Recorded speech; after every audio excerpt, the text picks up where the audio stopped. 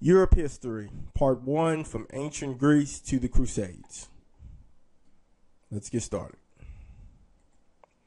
Okay, so the first concept that we'll cover when it comes to Europe, we'll discuss the concepts of where basically Western civilization started, which are ancient Greece and Rome. One of your learning targets, I think one of your learning targets, one of the ongoing learning targets for the unit, if not for tonight's lecture has to do with how do the physical features or the physical processes affect life and for the people in Europe. I want to stop really quickly, take a look. I want you guys to focus in on this illustration. What this is a topographical map of Europe, and we'll focus a little bit on this area, which is actually Greece. One thing I want you guys to realize or to take note of is that in Greece, and I mentioned this in one of the previous videos, is that it's very, very, very mountainous terrain. Pretty much the whole country is mountainous terrain. That affected Greece and the Greece city-states because the whole country is pretty much mountains. So if you compare that to other parts of Europe, if you look around France and Germany, you'll see that, and definitely in Europe and Scandinavia, closer to Russia and Scandinavia, you'll see that there are mountains, but there are also flatlands. What this did for the people of Greece is that it affected them in a way that they were not able to develop these large-scale countries that you would think of normally when you think of a country. We think of, for example, Louisiana, or we think of the United States, right? We think of the United States. There are many large cities in the United States. You think of New York, Chicago, Washington, D.C. Think about Boswash, all the places in the megapolis of Boswash, Los Angeles, San Diego, San Francisco, Houston, Dallas, a lot of large countries, a lot of large cities make up the United States. Now, it was different though in Greece because it was so mountainous. In Greece, what the mountains did was it prevented large countries from being able to form. So each country was its own city. So each city was its own country. It was called like a city-state. I know I mentioned this previously, but this is a recap because I mentioned that you would see it. You would see it again, and this is the video where we kind of discuss it, and this is where it comes to light. So just understand that this is Greece, ancient Greece. They did not have countries as we think of, made up of large cities. Each city was its own country in Greece. So you think of the city of Athens was its own city. The city of Athens was its own country. The city of Sparta was its own country. The city of Rhodes was its own country. All of these places were their own country. Okay. And just kind of recapping it, ancient Greek and Rome, the reason why we study them, the reason why we start off our study of history here is that they laid the foundation for Western civilization. Western civilization is pretty much the dominant civilization in the world. You think about Europe, you think about the United States, Australia, Western civilization. The building blocks of our civilization started in Europe and started with Greek and Rome. And the Greeks formed city-states, which were individual communities consisting of the city and the surrounding lands, partially, again, because of the terrain. So Greek and Roman culture were very, very, very influential. They influenced pretty much all of the cultures in the Western civilization. When you think about Rome, when you think about the United States, you want to think about Europe.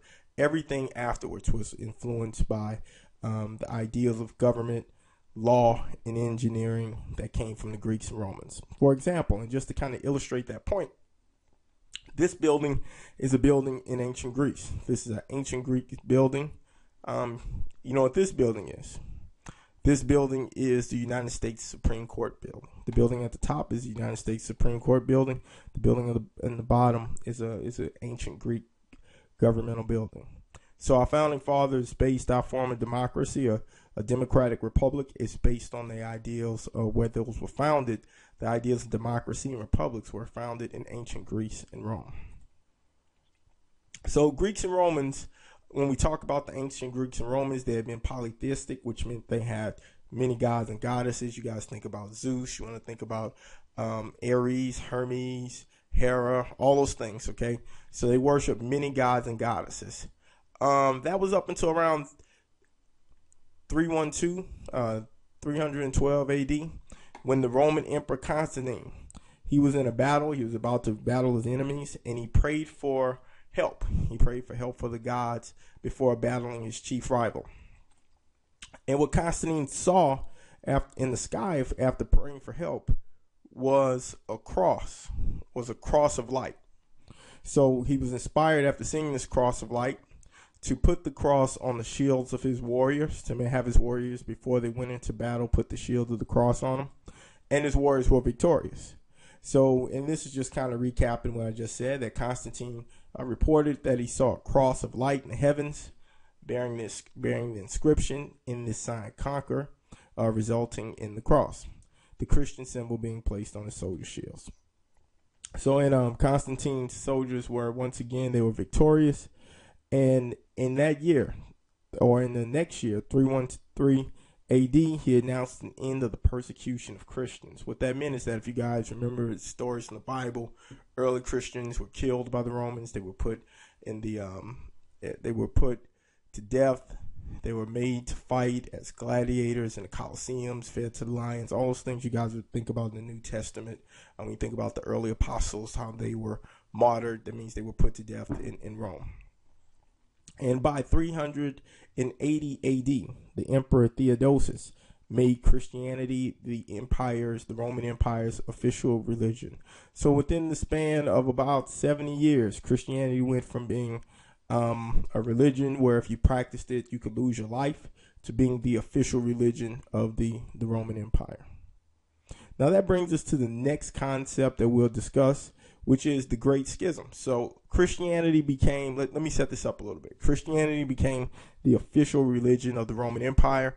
During this point in time, the Roman Empire was the most powerful entity on the planet. It controlled most of Europe. Okay, so eventually, the Catholic Church, the Christian Church at that point in time, they ended up splitting right around 1000 AD, and that split is called the Great Schism. So when the Christian, or the church of that time, there was just one church at that point in time, one Christian church, it split over any different number of reasons. One of the two primary ones for the Great Schism was the authority of the Pope, and also the importance of Rome being the importance of Rome in history, or the importance of Rome in the Christian religion, because the city of Jerusalem had been captured by Muslims.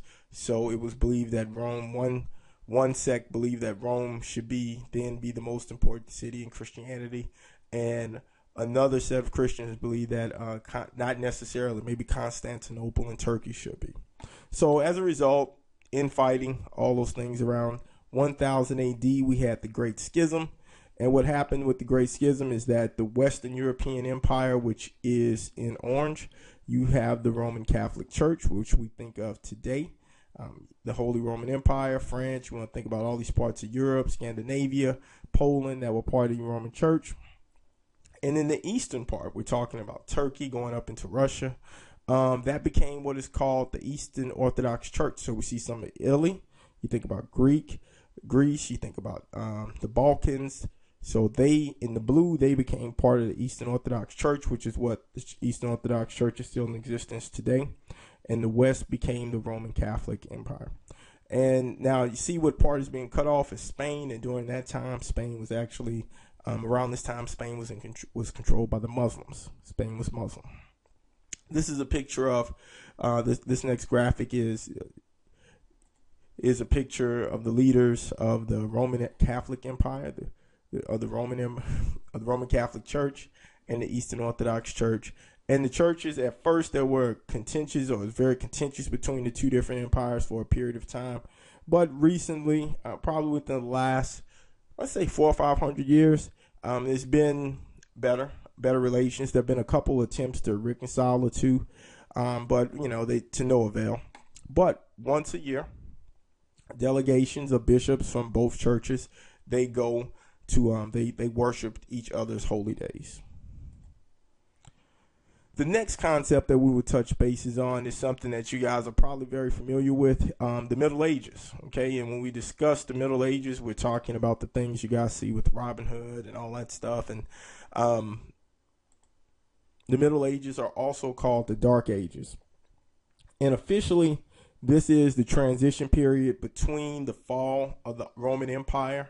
The Roman Empire eventually falls, and the Renaissance. So the period in between the fall of the Roman Empire and the Renaissance is referred to as the Dark Ages for any number of reasons, and we'll touch on a couple of them now. But with this first graphic, I want you to focus your attention on this first graphic and what it illustrates. What it illustrates is the hierarchy during that time. We're actually missing one thing, and I will touch on that in a second. But the king is the second most powerful entity during medieval times. Then there are the lords, which are the kings, which are nobles. They are generally related to the king. They are appointed to protect the king. And then there are the knights, who are also distant. They're further distant relatives of the kings and the lords. They're wealthy. They appointed. They work the land, or they do not work the land. They oversee the land. And the serfs work under the knights. The knights protect the serfs. There's the majority of the people, the overwhelming majority of the people. Let's say 99.9% of the people were serfs, very poor. The king, the lords, and the knights were very rich, but 99.9% of the people during this time were serfs, very poor, very, very poor. They just worked the land in their small village. Now, feudalism is what we call the military and political system on this time. And what it is, it's based on land exchange for loyalty. So what ended up happening is this. The serfs, the king gave the lords and the knights land, and in exchange for him giving them land, they pledged loyalty to him. The serfs, each land had serfs or peasants or people who lived on it. They had to work the land and pay taxes, and the tax money went up from the knights to the lords to the kings. During this time, though, this is, like I mentioned earlier, this is the time when you guys read all those books like Excalibur, right? Excalibur, The Sword and the Stone, that sort of thing. Robin Hood. Think about warriors. Think about knights at the round table. Also, if you guys are any Game of Thrones fan, Game of Thrones is based on it's not our Earth, but it is somewhere else that is kind of set in a medieval setting.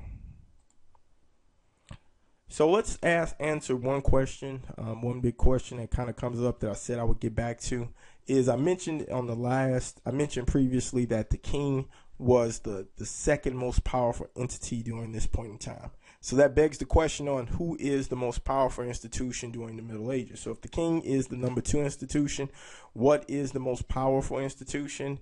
And it is very simple. It is the Roman Catholic Church. The Roman Catholic Church during medieval times is the most powerful entity. And so this is how it would go.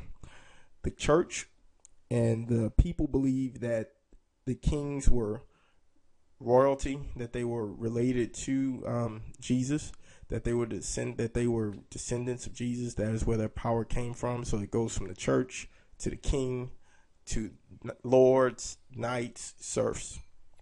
Why was the Catholic Church the most important institution during this time? For a couple of reasons. One is that it was the most stable institution. During this time, there was a lot of wars, a lot of warfare, a lot of death, a lot of disease. And during that time, the church was the most stable institution. And that brings us to the next concept that we want to discuss. Funny we mentioned war, which is the Crusades. And we mentioned this before, I think maybe when we discussed religion. What the Crusades were a set of religious wars waged by Christians on Muslims with the expressed intent of recapturing Jerusalem. And I want you to focus your attention on this map. And what it is of the first Crusades. There were 3 Crusades, which means there were 3 big wars between Christians and Christians and Muslims over the control over Jerusalem. And the first Crusade, this first map was from, like this map says, it's from 1096 through 1099. And what had happened is, what set it off, if you guys remember earlier, Muslims took over Jerusalem, and what they did is that after a period of time, they prevented Christians from entering Jerusalem to make their yearly pilgrimage. Well, this upset different members of different churches, the Byzantine Church, the Eastern Orthodox Church. They were offended, so they joined forces with the Roman Catholic Church, and what they did is that knights and people, they came and waged war to take back Jerusalem, and they were successful. So during the First Crusades, the Christians successfully conquered Jerusalem and drove the Muslims out.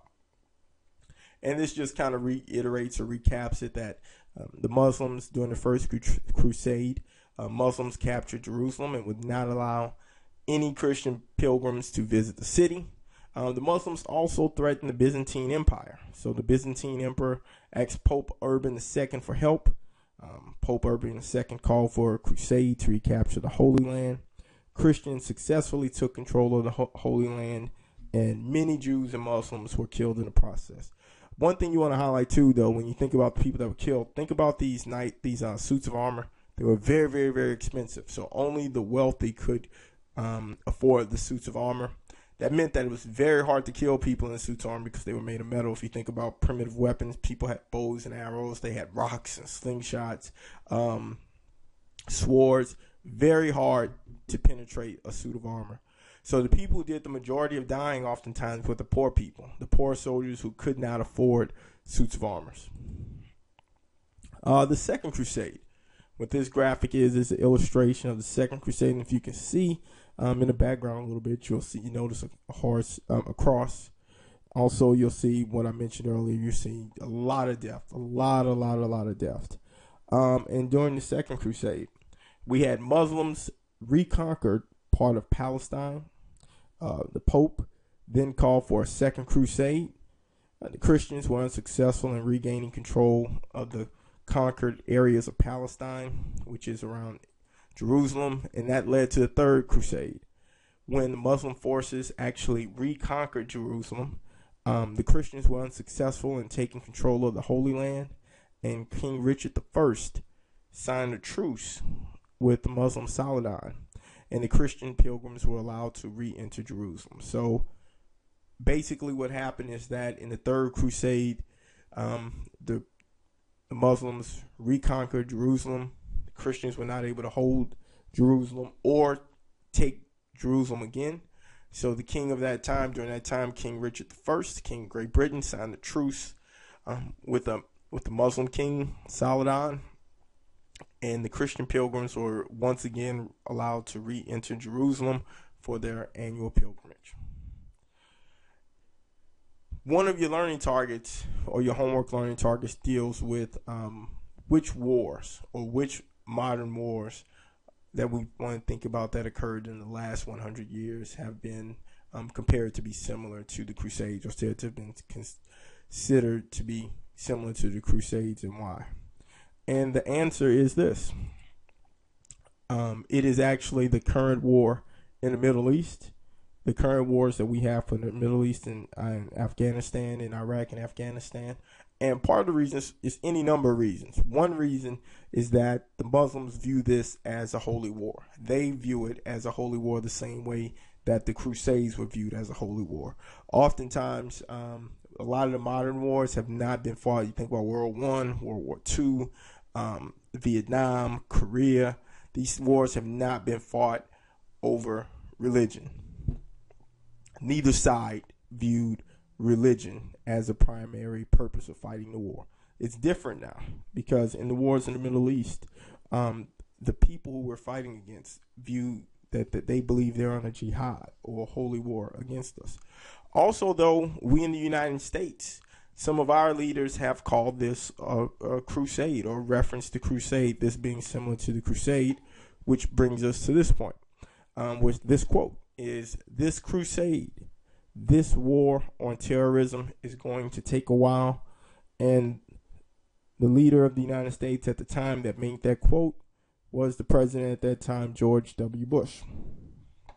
So those are some of the reasons why the Crusades have been compared to the current wars in Afghanistan and Iraq. All right, so I want you to remember to highlight the answers to your homework learning targets in your notes guide, and also to answer the questions in bold lettering on your notes outline. You have to do both of these things in order to receive full credit for your homework. If not, you will receive partial credit. That is it. The end. Have a good evening. Get to part 2, and I will see you in class.